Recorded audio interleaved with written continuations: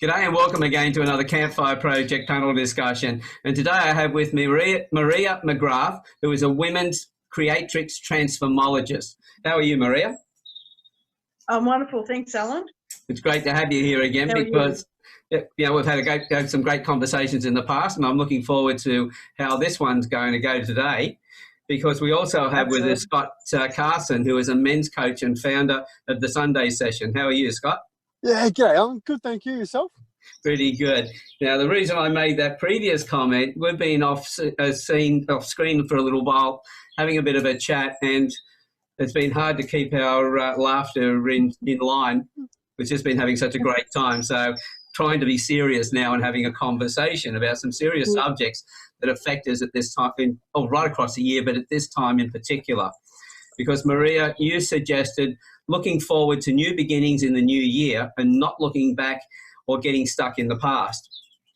And then, Scott, you mentioned, well, the black box thinking, learning from mistakes, and or alternately, the division of not learning.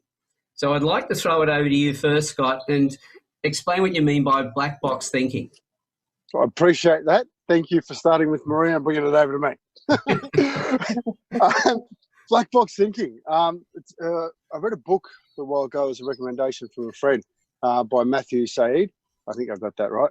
And it talks about black box thinking and how the aeroplane industry have got the black boxes, and they go through every single part of an accident or part of a mistake within the aeroplane industry, and they understand what has happened. It's an independent body, and they make sure that it doesn't happen again, or do their best to try and make sure it doesn't happen again. Whereas you've got another industry, i.e. the legal industry, also the medical industry, where they don't do that, and they're protecting their own interests, and basically they don't learn from the mistakes. The reason why I wanted to talk about this today was because I've actually just had first-hand dealings with it, and it's been really, really interesting. If you know me, I come from a place of absolute love. I want the best for everybody. You see me around a bit these days, and I'm always smiling, joking around, as we just were. But this is quite a serious one. It's there's my young son at school had an issue, and there's three parties involved. There's another family, and there's a school, and there's our family. And things were handled very differently. And it's been really interesting because with myself, I believe that every single thing I go through in life is a lesson. And they'll always look for that lesson. Whereas the other parties I've found have been protecting their interest and privacy, and it's actually really hurt the situation. There's been a lot of contact via email, and we've actually been divided because we're protecting our own interest, which is I've ended up removing my son from the school. We ended up putting him into another school, which has been fantastic. An 8-year-old kid gets the opportunity to go to another school. We're looking at the growth corridors inside this. He gets to go and sit there and work his relationships with other children. They've sat down. It was the most beautiful thing. I have a great friend, Eric, and Oscar was really nervous the day before. I went and caught up with Eric. We sat down, had dinner, and Eric and I have got a similar past, which Oscar was just astounded to see. And the most important thing we said was, when you go to the school, I want you to sit. You got 2 eyes, 2 ears, and 1 mouth for a reason. Observe what's going on. Learn the lessons of what you're learning from this new school. You're going to go back to the other school next year because we're going to resolve your classroom issues. But learn. So he's taken the opportunity and really learned from that. Whereas the communication from everybody else, when I'm very much a face-to-face person, I like to sit and discuss things. But it was emails going back and forth, and they felt aggressive. Because everybody's protecting their own interests. In protecting that, our own interests and not working together, it's created great division, and no one's actually learning from the situation. I feel that that we're really going to grow, but I think it's a real missed opportunity. So I love black box thinking. We get a problem, we break it down, we find all the minute details inside it, and then we share it and we work through the things. So yeah. And I thought that was an appropriate thing to go to that first, because then coming back to what Maria said about New Year's resolutions or new beginnings to change the year, right now is a landmark time. We're going into the 2020 year, which is 2020 vision.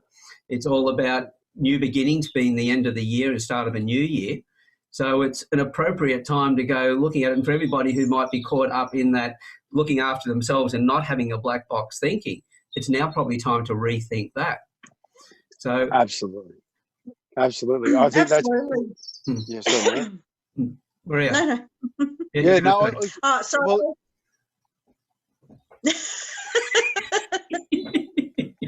No. Yeah, look, honestly, to get to what Scott was saying, everyone is stuck looking through life at their own perspective. And for so many people like you, like the three of us here, and so many people that are probably watching this, we're on a journey of self-development. We're on a journey to grow and to enrich and change our lives and live it the best way that we can. And I think it's people who haven't had any kind of experience with that, haven't had anybody show them or help them in this learning stage, they're the ones that are only looking for where they are and protecting themselves instead of taking that opportunity to learn and to grow from every new experience that they have. And, you know, going back to what I was saying, they're probably the ones that are going to get stuck, you know, staying in the past because they can't let go of any of this stuff that happens. Because they don't learn and grow, they don't think outside the box. They're not looking to communicate and talk to each other and work out how they can improve and make things better. Yeah, because everyone seems to be stuck in a state of fear, you know, worried about what other people think and everything else, and they just back down completely. Yeah, and I think that's been the situation inside of us, because it's been a fear-based conversation where if we understand things, we can work with things. If we don't understand things, we avoid it and we push it away. And I think it's a society issue. It's not just a school issue. It's a complete society issue, you know. And in Black Box Thinking, the book, it's absolutely brilliant read. Really opened my eyes to really, like, I already had a thirst for learning, but I opened up my eyes to a thirst for understanding. Because it's okay to learn, but it's when you understand someone else's problems, then you can find a good resolution. So, and that's like, my 8-year-old son, he appears in this a lot. One day he's gonna sit back and watch a few of these, and you know, hopefully be proud of the fact that he's been able to be a part of these, because it's all growth, you know. And a wise man said to me, Mick Hawes, he goes, "You're either green and growing, or you're ripe and rotting." That's and how true that is. And the more I look at life now, the more I look at bits and pieces, and I'm spending a lot of time with men who are struggling a bit. Now they're in their 40s. I don't know what they're doing. The best way out of that, I think, is learn something. Just learn something. Find something, learn it, achieve it, and then keep growing. Because when you grow, you share your experiences, and it gets exciting. And as you learn it, take it and apply it, so you're building experience with it, not just learning on its own. Because that's where, you know, I know that with a lot of people who are going out and doing the degrees, and then they go and do the course, but then they go and try and work in that field, but they've never really had any experience in that field, and they're trying to tell other people what to do. Well, I'm going to share something that's pretty dear to me. That's been a painful situation. I was actually working tie and steel. I'm standing in the hole in the excavation, and it's a beautiful day, and I'm working hard. I'm on my home today, and I've just got tears running down my face, and I'm so proud of my wife today because she had a pretty severe accident 6.5 years ago. Bilateral fracture of the skull, 2 bleeds on the brain. It took a long time to come back. And the doctor, about 2.5 years in, my son and I went and sat with her and the doctor and asked if we could go on the mental health plan, because we needed help, because things weren't going right. The doctor, he asked me, "Why are you here?" I said, "We're here to go on the mental health plan." He goes, "Why?" I said, "Because it's going to help our family." He turns around and goes, I know your wife. She's fine. Mm. My 4.5-year-old son stood up and we both walked out of the room at that point. Mm. He justified her no matter what. It took us 2 years to get my wife to come and sit there in a doctor's surgery because he didn't understand. Mm. He didn't take the time to understand the full situation. Mm. He made our lives very difficult. Mm.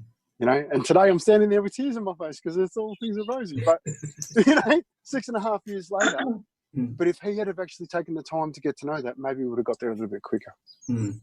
Yeah. So, but what in that situation, you've taken a step forward. You've not been caught up in the old past and going, okay, I'm becoming part of that. You've gone, no, there's an alternative here. And yet taking that alternative quite often has a bit of angst with it until, the fear of the unknown. And once the fear is known, then it's no longer a fear. That's correct. We're only fearful of stuff we don't know, not stuff we do know. And doesn't that go down like if you do fear something, learn about it, understand it. Don't incite more fear by not knowing about it. Go and find out about it.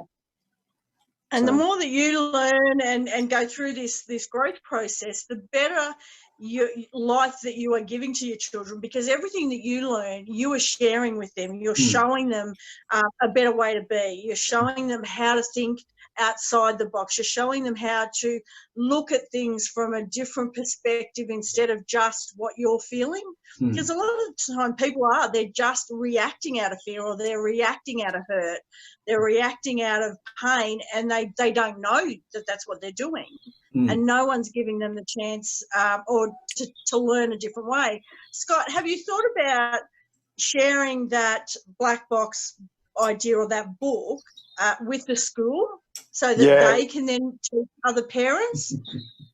Oh, it's funny you say that, because I sat down with another parent and we were just having a bit of a chat, and he's very much of the same philosophy we learn from all the bits and pieces. We're actually going to sit down and write down all the lessons inside it. We're going to break it right down to the very basics: where, how, and why. This is what we've found in this scenario. Look, they can do what they like with the information, but at least we're going to hand it over to them to say, okay, well, look, that's great, because I don't want to tell someone what to do. This has just been our experience. We can learn from it. We can all learn from it and move forward.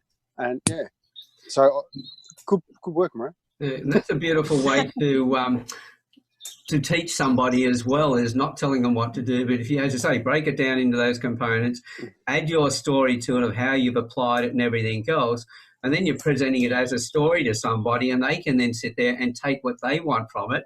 And if they are caught in their field, I just go, oh, that's a nice story. But if they've realised that it's non-threatening now, it's no longer you talking at them, but you're both reading something that's in front of you, shoulder to shoulder, they can then gives them that opportunity to change the way that they're thinking about it. They feel less fear that you're not judging them, because you're telling about a story of how you've applied this and how it's changed your life. Yeah, definitely. And ask them, well, how could that change the other kids' lives? Not change your life, because that's telling them that they're doing it wrong, then they'll get their back up again, but show them how they can then help the kids. And while they're helping the kids, as they say, you can't light someone else's pathway without lighting your own. So they will change without knowing they've changed by helping the others.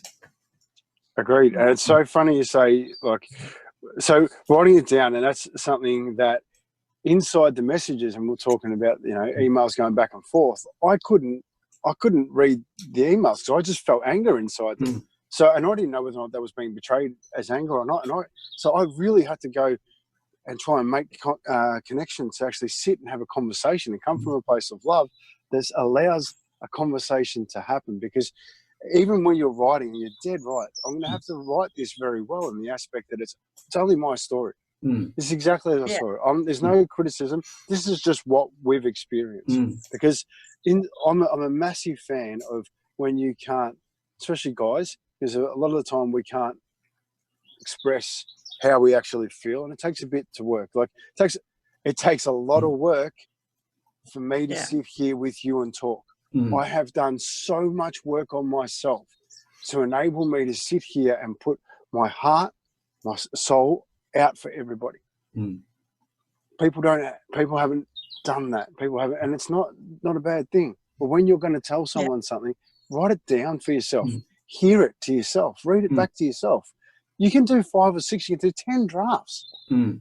But once you're happy No, that the message absolutely. you're coming through is going to be clear in that avenue, it's like then that's where the power is in communication. Being a little bit cautious. And I tell all the guys, like if you can't say something, don't worry about it. Write it down. Mm. Then Write it down in a safe way, because you got your visual, which is a higher frequency. Things are moving pretty fast up here. We come down to the auditory, and a picture paints 1,000 words. And then you've got, so it's not as fast, but it's still there. But when we use our auditory, use that in the moment, quite often without thinking, it's fully emotionally charged. We come down to writing, and then we make the mistake of doing it on an email and then hit the send key. But when you come down and you type, or especially when you're writing, you get even more kinesthetic, slower frequency and everything goes. And at that point, that's when the anger can dissipate easier than at the higher frequency where it's rattling away really fast. So write it down, write it on paper, but don't put it out near any electronic device until you're satisfied that, hey, if that was sent to you out of the blue, what would your reaction be? Yes. Perhaps ask, get a second opinion too, because everyone is going to read that and then take it in, and it goes through their filters and take it in a different way. I did a post the other day, and I thought I was being kind and generous and trying to share my story and say how I'd gone from this place where, being in pain, I was always doing the snapping and being annoyed at what everybody could have said. And then once I've healed that, I can now look at other people's posts and not get triggered by them. But somebody sort of got offense to what I said, and I had to sit and I sat on it and chewed on it for hours to see how I offended someone. They didn't say how. It was just, that was a bad post. And I thought, shit, I've got to sit back and look at this because I really didn't see it in any way as bad, but somebody else did. Yeah. Even though I never intend for any of my posts to ever be hurtful to anyone else. So somebody else's filters are different to mine. Well, everybody else's are. Yeah. So sometimes you can sort of definitely read it back through, see it, and maybe get a second opinion. If it's something that you want to put out there, like to schools or to other parents, because that's really important. You don't want to be putting them offside just because they're seeing things in a different way. You've got to present it to them in a way in which they can take from it that, hey, this is constructive and not a criticism. As soon as I think it's a criticism, their backs are up. And then you're trying to convert their viewpoint when it's against their beliefs and everything else, their personality. The whole thing is fighting against it. So you're not going to change it. And any conversation you have is just going to go the wrong way. Yeah. So I'm pretty good at offending people, and I don't mind it because that means I love confrontation. I think there's nothing better because I'm either about to learn something, or my opinion is just about to get a whole lot stronger. So either way, I'm going to learn. Yeah. I was just going to say to everybody who's listening, by the way, and that Scott is very adamant about that. You should have heard him talking to me before we started the panel discussion. Well, look, I wasn't looking for confrontation. I just wanted an honest discussion. Oh, I love it. Seriously. One day, Alan, you are going to do a bloopers. You are definitely going to do a bloopers because we got some red material there. So I'm just going to stick back to where Maria was for a sec, because there's something I do offend people, and I'm okay with it. But where the strength in offending people comes from is to go back to the understanding. So listen, I'm really sorry that you're offended. I would like to understand why. Can you help me learn why? Because I really want to understand your point of view. So because you might change my mind. So can you please help me? You strengthen relationships by going back to people and actually getting a better understanding. And I think it's a great opportunity. There's opportunity everywhere, even in offending people. Well, in that situation, you definitely will get to an understanding. Whereas if you think that you're on the same wavelength, there's been no confrontation, you both might think that everything's nice and fine, but walk away and not really know that the other person had a different view, but they were talking in a way that you didn't recognise it. But if you had that little challenge first, you've really worked through that, Yeah. and you discussed it, really come down to, yes, I now understand where you're coming from, and that sounds cool or whatever. Very much so. I've got a new guy that's come in to help me with Sunday sessions, and robust conversations. And he's gone within about 6 weeks into my favourites in my inside my mobile phone. There's my favourites list. He's gone straight in because he's robust. He gets into me, and I'm like, challenges me. But at the end of the day, it's from a place of love. No, do this, try this. And I'm like, awesome, because that's where true growth comes, when you're challenged. And I'm massive on pain. I think pain is the best gift you've given, if you can see it like that. If you can find the pain, if pain happens in life, we're all going through it. But understanding that pain and then becoming grateful for it, and understanding that that's a big lesson, that's, for me, that's the key to life. And like, I seek pain, like I'm running from Sydney to Melbourne next year, right? In a group of 5 guys, non-stop relay from Sydney to Melbourne, because I just want to put smiles on faces. So in my darkest pain, it's going to hurt a little bit, I think. I just want to smile, because the pain is what is the gift. The pain's the gift. And I just, Well, if you think of physical pain when you've had an accident, the pain's there to tell you that something's wrong, and so you don't hurt yourself further. Like, unlike you, I don't go out seeking pain, but when it comes, I then recognise what it's there for and go, okay, this is telling me something needs to be addressed. So therefore, it's really an ally if you look at it from that point of view, because because as they say, sometimes you got to be cruel to be kind with somebody. You're very strict, you really come down on them, and you do it with love, but they may not realise it at first. Well, that's what the pain really is in that particular situation, is going, hey, I'm coming along to tell you this right now so you don't hurt yourself and damage yourself more than what you already have. That's a friend. Yeah, if it wasn't there at all, we'd just keep going. And if it was supporting us, like a lot of our so-called friends out there we see on social media, we'd be just building up and building it up, and we'd be chronically ill. Yeah, agreed. How do you feel about all this, Maria? Well, there's a vast majority of the population that is chronically ill. They haven't got this, I don't even know how to, appreciation of pain, of how to deal with it, and how to know that it's something to tell them to look for something more, or to find a path to heal, or to push through. They're unaware of that. So this is a great conversation that, can help them, or whoever's watching, to start to become aware that find what it is, and then find the way to move forward through it. How did you find your way? Look, I struggled for a long time, and I was in a place where I was just full of anger, full of sadness, full of grief, full of resentment. I would have been the person who couldn't see any way through anything, and would have snapped at anyone who tried to help me. I did a lot. I come to a point where I said, you know what, I have to be the one who helps me. I have to start. And then I started personal development. I started coaching, and I started doing programs, and I started therapy, and I started, NLP, and all sorts of different things that helped me along the way. And then I found the one thing that just like snapped the lights back on, which was Creatrix. But it was a journey. But I did have to get to a point where I said, I have to take control of my life. I have to fix this. But you have to be in enough pain. You have to be in enough pain to actually want to change. And that's part of the journey is, you get pain. If you learn how to knock it off early, that's great. But until you learn how to knock it off, it's just going to keep coming.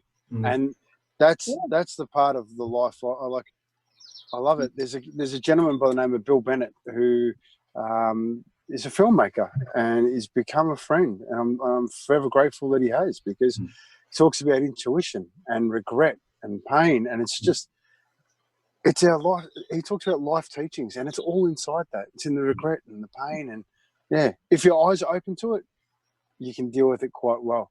but you just got to find something or someone, seek counsel, Yeah. try new things. And the one thing I love hearing about you just then is you kept trying to find new things. Your journey doesn't just all of a sudden go, bang, here's a result, because you don't learn anything. Yeah. You've got to go through the pain of actually trying to find the bits and pieces. Like, how about you, Alan? Yeah, well, just on that, before I forget the point, is that with that pain that you're feeling, a lot of people can't move beyond that, because what they haven't addressed is the fear of the unknown is so great, of knowing, well, if I deal with this, what's out there? What am I going to go through? So this is one of the reasons why, if they don't deal with that section, they're going to keep getting pain, because that pain's got to become greater than that fear of the unknown for them to actually make that change. So if they're in that place and they find that, well, I've been in this state for some time, I haven't been able to get there really easily, or it's been, it's carrying on, I really need somebody to talk to. And that's when they come along and see people like yourselves and ask, what have you done? Ask somebody who's had the experience, and they can talk from the experience. They can tell their story of what they've been through and how they came to that solution. Then if that's something that resonates with them, they can then take the next step. If not, then find somebody else who can tell a different story that then you can resonate with and work with them instead. Oh, and I just want to throw something on top of that, because when people have gone through life experiences and they've learned and they've really I've sought so many different avenues for my life to make me a man, to make me learn, so that I can then educate my son. It was all based around my son. But I've now got the opportunity inside the men's groups that I can really help men. And but I had to really seek it. But the most important thing for me, that you've got to value your coach, your mentor, pay them. Oh, feel the financial pain as well, because you've got to share. You've got to show them that they're valued. And that's it. I think good coaches, good people who can sit in your pain, they're worth more than their weight in gold. Actually, there's no real financial value that you can actually pay them. You can pay them as much as you can, but they've walked the path. They know your pain. Yeah, and that's the whole thing in business. We know if we don't get a return on investment, then whatever we're doing is not worth it. But if we want to get that really high return, we have to invest more to get more done, to be able to get the greater thing. And the way I look at it, it's always like two lines that start out together and then start to spread further and further apart. So if you find the right mentor who's had the right experience, has worked through a lot of stuff themselves that you're trying to go through now, so they can bring that to the table. They listen to you, they ask all the questions, so they fully understand, right, not just what you need and not just what you want, but what is the emotional reason behind that? Why is this killing you? Why is this holding you back? And at that point, now you realise that coach really fully understands you. You feel connected to them because they went through stuff that you're similar, they like the way they've talked. Now you're going to get a massive result for yourself. And then in what you paid them will be a good payment to them to honour them and respect them. But the exponential difference will be massive on that return on investment. And it's all about keeping everything in proportion and balancing all the way through. If we try and penny pinch in any area, try and penny pinch in what we actually apply ourselves, what we pay, everything else, then we're not going to get the return. Yeah, it devalues the situation. Yeah.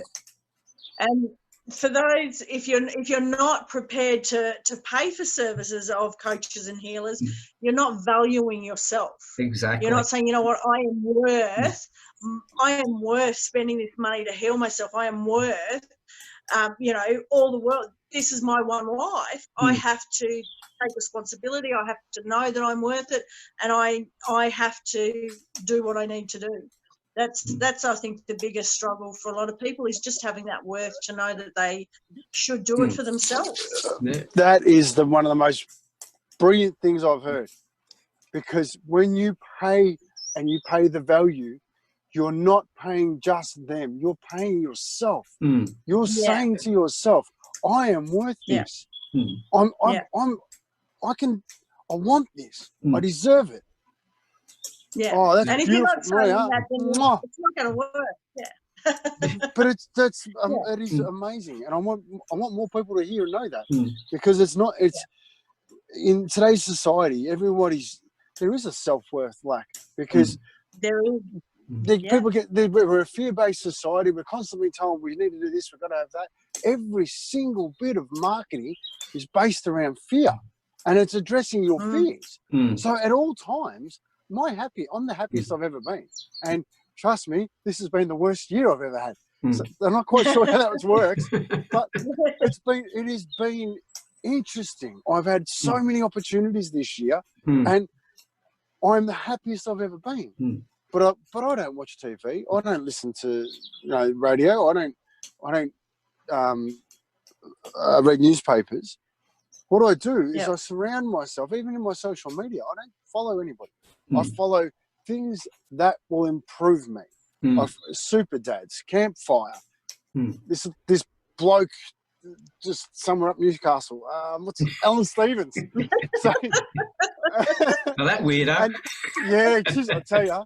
Yeah. He's a real shithead. Oh, you had to get that in, didn't you? I've been waiting.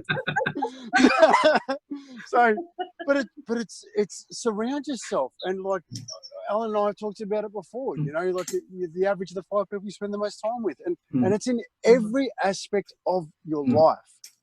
If you, as I said about Aaron, who's moved into my favourites list because he challenges me. Yeah, and.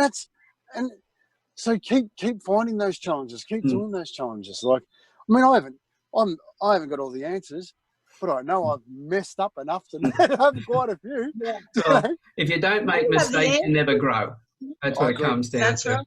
But just if I may, just on the paying your coach, we're not saying rush out and just start paying coaches a lot of money. What I'm saying for myself is, well, what was it? George Washington had said that if he had to cut down a tree, he had 6 hours to cut down a tree, he'd spend the first 4 hours sharpening his axe. And so that's the same message here, is when you go to look for a coach, do your due diligence, really look at them. This is one of the reasons why the Campfire was there with the one-on-ones, so that everybody who was watching those videos could listen to the people, hear their stories, and work out for themselves whether they liked them or not, whether they connected with them. Then the panel discussions, hearing them in these discussions and everything else, and going, I can see another reason why I should be talking to this person. So they're doing their due diligence. There's those hours of sharpening their axe. And so when they have found that right one, then they know that they can get a great return on investment. And what they can say to the coach can say to them is, well, how much do you want to grow?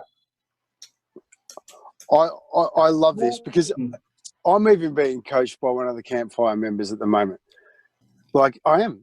Jerome is my personal coach, because he nailed me. He did the research on me. He understood me. And then he shared it with me. And I'm a coach, and I've got a coach. I've got a coach in my physical, to do my physical training. I've got a coach to do my headspace training. I've got a coach to work on my family stuff. Well, any coach who is worth his salt, or any coach who is worth her salt, have coaches. Yeah, it's funny. Pure and simple. Absolutely. Because we're always got to grow. Because we want to grow. Yeah. Well, how did we get to this anyway? I'm sorry. But it's leading to the original thing of, what are we going to do in the new year? Looking forward to the new year, but also then, not holding back and doing the same old stuff. So we've gone into some stuff that we've done, because I've done a lot of things. I've had a lot of pain and things like that, and I had rejected the pain I was getting angry with it. But then I realised that because I ignored the pain, boy, have I got some crook parts of my body. And so being aware of understanding that, I don't want to have pain. But if I know if I don't do anything, I won't have pain, but then I won't have any movement, and I've got no life. So pain's going to come with the stuff that I do to grow, and even just to enjoy myself. So I've got to step towards it. And if I'm scared about, well, what is the alternative, I go and talk to my coaches and say, well, give me some guidance here. I was going to jump on that, because I love this, and I've probably said it on here before, and I'm going to say it again because I love it. I think when you're inside your life, I describe it as a box, right? You're inside the box. When you're inside the box, you're standing there, you've got 4 walls around you. That's all of your life. Your entire life's in there. You can only ever see 2 walls at a time. Yeah. Right? So you need to be able to see all 4 to actually work on it. The easiest way to do that is to have an empathetic coach who's going to work with you. Not sympathetic, as we've spoken many times, because they'll get in the box with you, but that empathetic coach that understands where you're at and just goes, right, okay, out here, like, I can't wait to do this little, I'm going to do it actually very soon, and have a brick wall around it, 4 brick walls. And I'm going to be standing outside with a jackhammer, a hammer, with a chisel, because I've got the tools. They're just outside, you know, just yell out. We'll bang a hole in and we'll get them out, you know, but it's, So, I think there's some great advice. This is what I'd love to hear from the people who watch this, as to what they get out of it. Has this pushed some buttons with them? Has this given them some realisation? Has this given them something to think about as we're going into the new year? And I really wanted to have we've got some other panel discussions coming up. We've got some education systems. I know that Paul Stratton-Stevens has done an education session on goal setting. And what you were saying before, Scott, with going through and looking at the black box and working all that out, I'd love to, when you've got all that finished, come back and do an education session on the Campfire, where you take us through that and explain it. We had Pauline Crawford Ops over there in the States go through the masculine and feminine energies and looked at the masculine and masculine, the feminine masculine, and the same in the female side and all of that. She used an analogy with Friends, the show on TV, where each of those fit into, the 3 males fit into the masculine, the feminine masculine, and one in between, and then the same with the women on their side, and explain that and how you can see the interactions between them. So having these educations, but this is what I'd really love the people who are listening to this to ask more questions, so we get more idea of where we can take these, what educations are needed. And for those men, especially over Christmas, if they're separated from their families, they're wondering what the hell they're going to do, and they're getting into their, upset of, I'm separated, to have something to work through. But at the same time, I was thinking, yes, as you were mentioning before, being with your son and being able to guide him and share this stuff with him, some of these men don't have that opportunity. But you need to be doing what you're doing 24/7, even when your son's not there, because you can't just put it on when your son's there. So if these men are separated from their kids over Christmas and they spend time to work on this, their kids are going to notice massive differences. So they're going to have an advantage because they can focus on this and they can really work on who they want to be, and then being themselves, not somebody else, show that to their children. The children will notice the big changes. It hasn't been a gradual one of like putting weight on bit by bit by bit. They will see a complete transformation in their fathers and go, wow, this is cool. And the connection the father then has to the child and the way those conversations can run, even greater again. Yeah, brilliant. He's got an opportunity in it. Right there, I want to share something, a little quick story again, because that's what I do. So a guy who's been working for me, he's in a lot of pain, doesn't see his kids. And when we first met, he's come in and he was down and out, like he was hurting and just low opinion of himself. And really, really, really low. I hadn't actually seen someone have that bad an opinion of himself. He can't read and write. He's been bashed all his life. And he's told me his story, and I've just gone, thank you so much. He's like, what for? I said, you now get to be the very best version of you for when you get to see the kids. Your kids have never seen you like that. You can make decisions today that are going to pay dividend in 10 years' time. Not now. Don't do it for now. Do it for 10 years. If you're not seeing your kids this Christmas, work on yourself. Learn something. Grab a good book. Grab the black box thinking. Grab thousands of books. Yeah, no shortage. No shortage. But start learning, because it's going to pay dividends. The best gift you can give your kids, if you don't have them, learn something to give them in the future.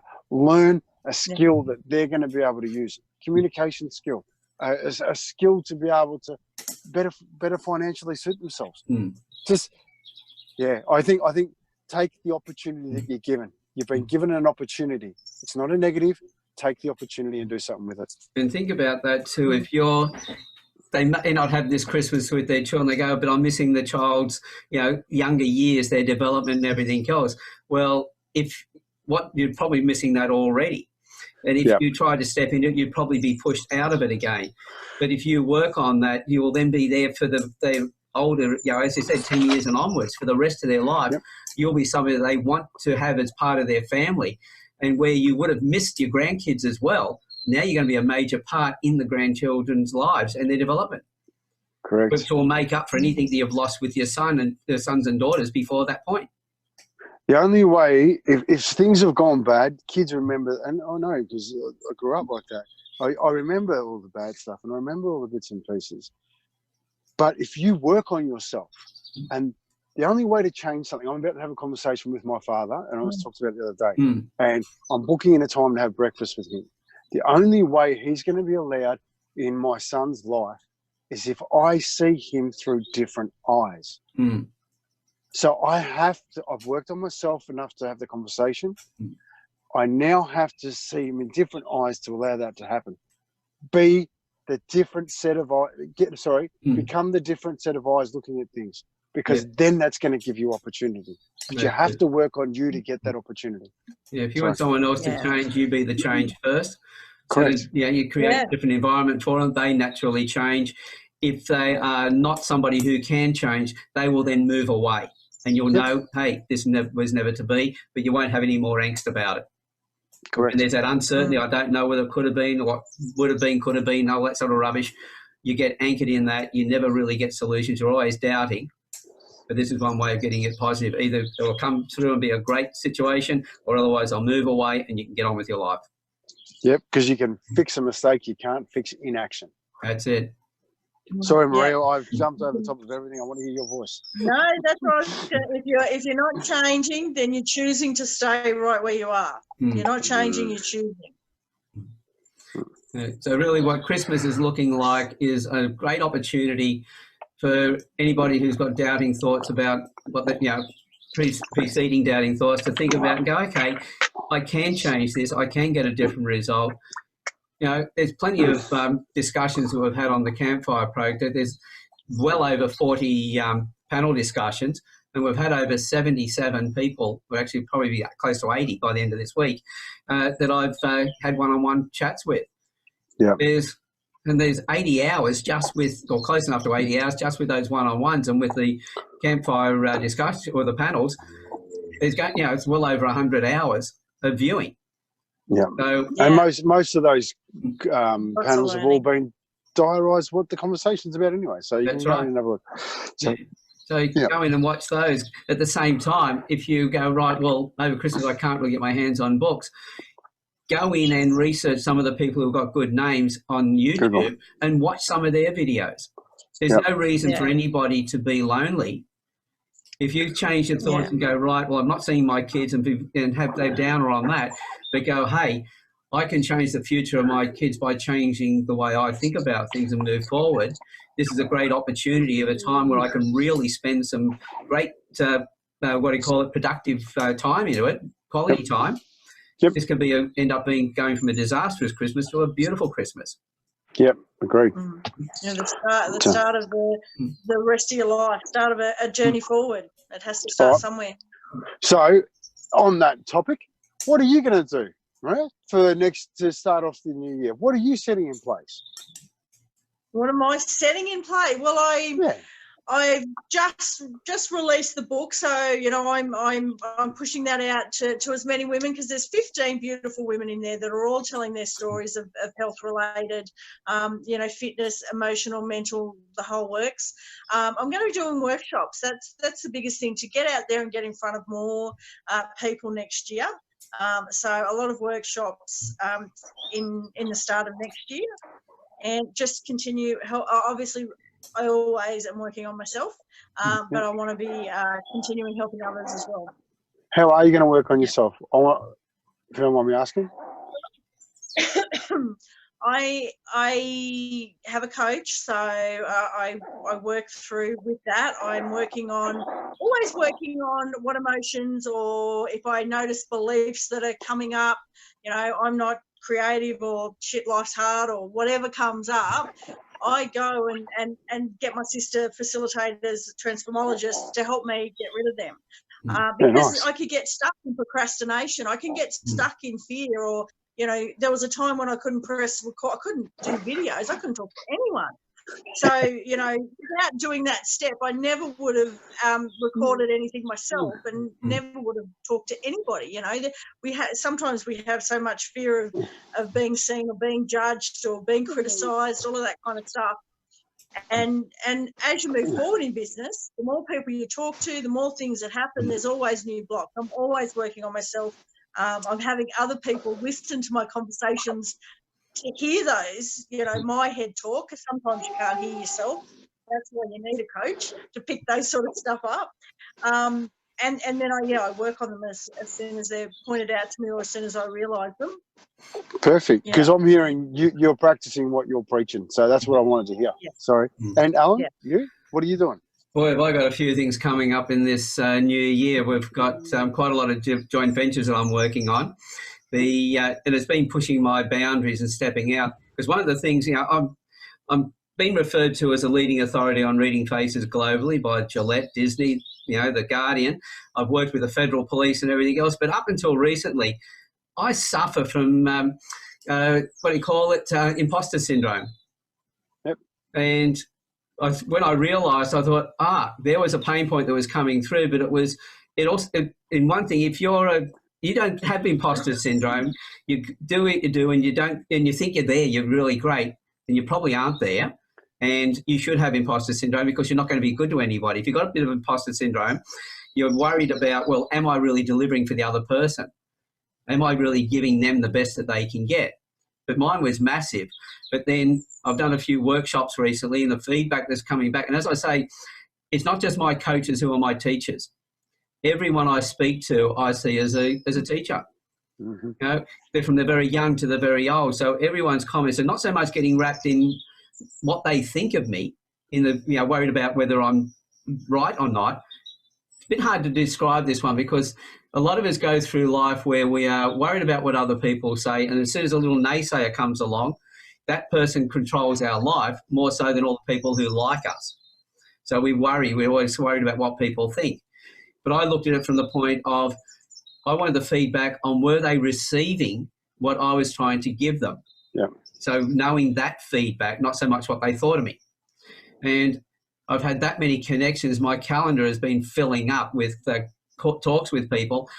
Today, there's been another 3 that jumped in. You know, every day is like this. And I realised that, I am good at what I do. But still, I'll always have the butterflies when I get in front of a group to speak, no matter how many are there. And as I said before, I've had police in the AFP in a room, and they're all wearing their guns and tasers, and I profile people, so I've got to be really careful with that one.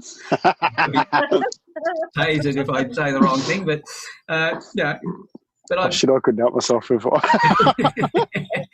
The butterflies, Al, that's excitement. It's excitement, not fear. That's the thing. And again, as you say, it's taking it and getting a different image of it. But now I know that I'm going to have that feeling inside me, but I know that as soon as I start talking and I watch the face, because I'm profiling while I'm speaking, and I know the connection that people are actually getting something out of it. Well, that's one of the faces you'll be giving me ever since I met you. I think that was the face you gave me the first time you met me, actually. Oh, shit. I would love to have had a photo of that. I'd love to have a photo of that. So it depends on how we then view it. So it's going to be there.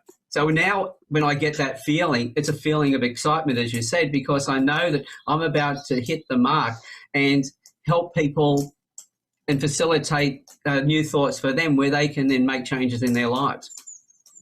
Beautiful. Yeah. So that's what I then realised. So my change for going into the new year was, instead of looking at things on the negative side, realising that there was a positive side to that, and which one was I going to hone into. In the past, it's been honed onto the negative side, but now it's going to be really hone in on the positive side of it, which therefore is just going to accelerate everything I do this coming year.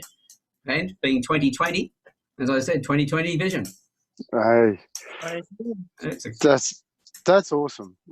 Thank you for that, because owning the fact that you feel like an imposter. That's you've got someone who's a professional speaker who talks to people all the time, and it's about their passion. It's what they do best, and he still feels like an imposter. So when you've got self-doubt, it's a good thing. It's not a bad thing. Yeah. Because it means you're about to learn. Realise there's a positive side to it, that is the feeling you get when you really want to help other people. So put the focus out on them and really try and deliver to them. In that way, the negative side of it is not going to hold you back from it. Yep, definitely. Hey, just on that though, what do I owe you for today's coaching session on that? Oh, you wait till you see it.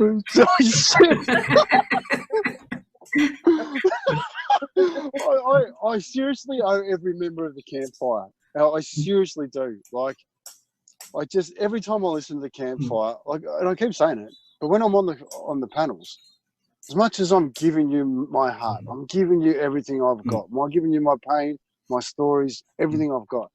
I'm learning at the same time, and it's just beautiful. Yeah. Always do. And by the way, when it comes sometimes to the payment, it depends on the coach themselves and in what they want to get out of it as well. Some will want a monetary return because you got to pay the bills. Yep. But in some cases, the person that you're working with as a coach, you can see a potential in them and you know that they're going to do something that's absolutely amazing. So now it's an investment in what we want to create. We want to change the world and create better communities. All of a sudden, the payment now is the work that person we're coaching is going to do. And so the reward that we can get is for them to become the best they can be, and then they're paid us the most. I love hearing that, because I believe in that myself. Yeah. Just remember, I do have to pay the bills. Shit, I thought I got away with that. Everybody else is probably going, great, all I got to do is be really great at what I do, and Alan's being paid, but that Scott bugger, he's going to be putting out a lot of money on the table. I'm just going to get a loan. I'll be back in a minute. Look, from me to everyone and everyone who's watching, and look, I want more people to see this, because you've got three people with beautiful hearts sitting here talking about all things life, owning their pain, owning their shit.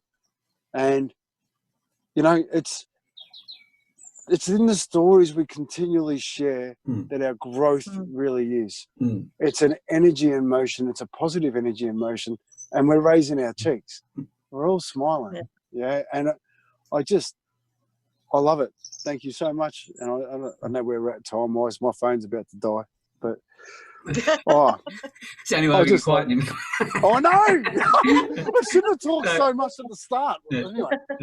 Well, we've had words of wisdom all the way through, but Maria, would you like to round us off on today's talk on, give us some extra pearls if you got them there?